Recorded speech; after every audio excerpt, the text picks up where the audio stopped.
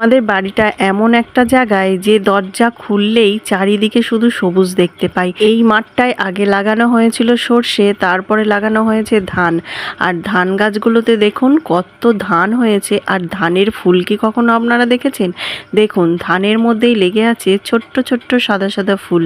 এগুলোই কিন্তু ধানের ফুল। ধান আমাদের দেশের অন্যতম প্রধান শস্য। ধান থেকেই চাল, আর চাল থেকেই ভাত। বাঙালির প্রধান খাবারই তো ভাত। ধান গাছ একটি একবর্ষজীবী ঘাস জাতীয় উদ্ভিদ। এটি কিন্তু জলা জায়গায় ভালো জন্মায়। গাছের পাতাটা লম্বা, সরু এবং ধারালো হয়। ধান গাছের মাথায় শীষ হয়, আর ওই শীষের মধ্যেই কিন্তু থোকা থোকা ধান ধরে। ধান পেকে গেলে শীষ হলুদ বা সোনালী হয়ে যায়।